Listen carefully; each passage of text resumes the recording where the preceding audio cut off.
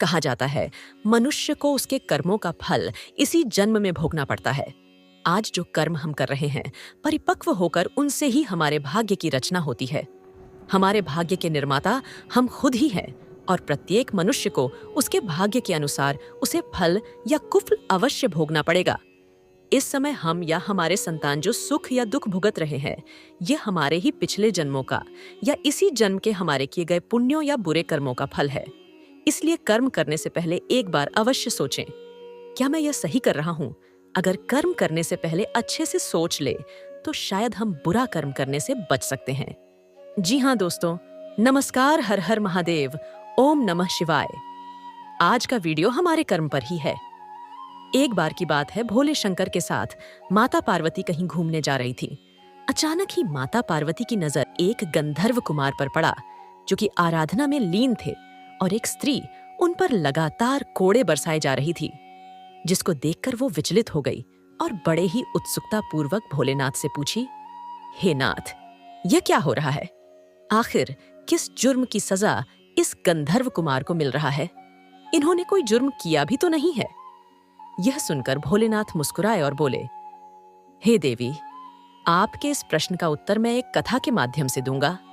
बस इस कथा को आप ध्यान से सुने। यमराज की एक पुत्री थी जिसका नाम सुनीता था। बचपन से ही अपने पिता को उसने पापियों को दंड देते देखा था, लेकिन उसे पाप और पुण्य का अंतर बाल्यावस्था में नहीं पता था, तो कभी कभी अकारण ही वो किसी को भी मारने लगती या कार्य में बाधा उत्पन्न करती। यमराज भी उसे बालिका समझ कुछ भी नहीं समझाते और उसके उदंड पर आनंदित होते, सोचते बड़ी होकर समझ जाएगी। एक दिन सुनीता एक गंधर्व कुमार को, जो अपनी आराधना में योग मुद्रा में लीन थे, खेल खेल में अकारण खोड़े से उन्हें मारने लगी। गंधर्व कुमार पीड़ा से छटपटाता तो वह खुशी से उछल पड़ती। अक्सर वो ऐसा ही करती।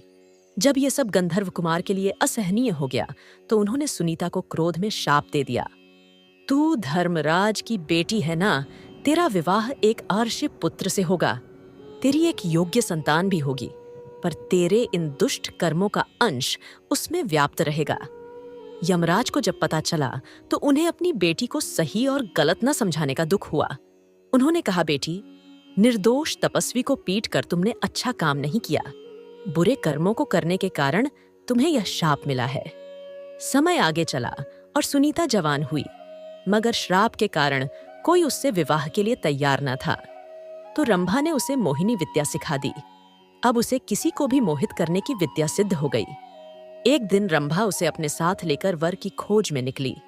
एक नदी के तट पर उसने अत्रिकुमार अंग को देखा। सुनीता अंग को देखते ही उस पर मोहित हो गई।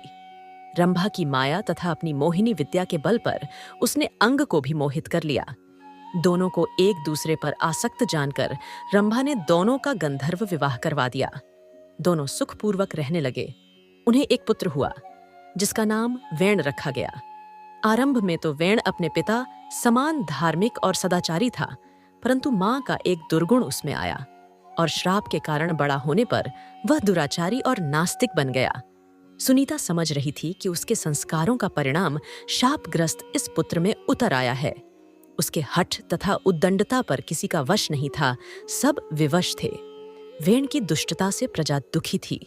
महाराज अंग को अपयश मिलने लगा, जिससे बचने के लिए एक दिन निराश होकर अंग ने चुपके से घर ही त्याग दिया।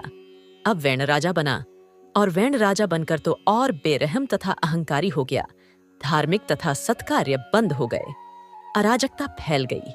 ऋषि मुनियों ने प्रजा का साथ मिलकर विद्रोह किया और वेण को पकड़ लिया और उसे प्रताड़ित कर राजा के पद से हटा दिया। सत्ता छिन जाने से वह असहाय हो गया। फिर उसके पुत्र पृथु को राजा बनाया गया। इन बातों से यह तो स्पष्ट हो गया कि निश्चय ही आत्मा का प्रारब्ध होता है, लेकिन गर्भ धारण की अवधि में भी माता पिता और आसपास के अच्छे बुरे संस्कार प्रभाव डालते हैं, क्योंकि अभिमन्यु माता की गर्भ में ही सिख गया था। कहा जाता है कि एक शिल्पकार के बच्चे को हुनर जन्म से ही प्राप्त होती है। प्रत्येक मनुष्य अपने पूर्व जन्म के प्रारब्ध और स्वतंत्र संस्कार साथ लाता है, जिसके कारण कुछ संतान अपने माता पिता से भिन्न होते हैं, लेकिन सिर्फ कुछ ही। ये अपवाद स्वरूप हैं। अधिकतर ऐसा ही देखा गया है कि जन्म देने वाले के रूप गुण, स्वभाव आदि का प्रभाव बच्चे पर पड़ता है और शायद इसीलिए माँ बाप के अच्छे या बुरे कर्मों का फल बच्चे को भुगतना ही पड़ता है। माता को इसीलिए तो गर्भवती होने पर अच्छे और संस्कारी बातें सुनाई जाती हैं और उसी आधार पर जन्म और वंश को प्रधानता दी गई है। तो दोस्तों, ये थी आज की जानकारी अगर अच्छी लगी हो तो इसे लाइक और शेयर जरूर करें और चैनल पर नए हैं तो चैनल को सब्सक्राइब करना ना भूलें। मिलते हैं एक नई जानकारी के साथ अगले वीडियो में। धन्यवाद।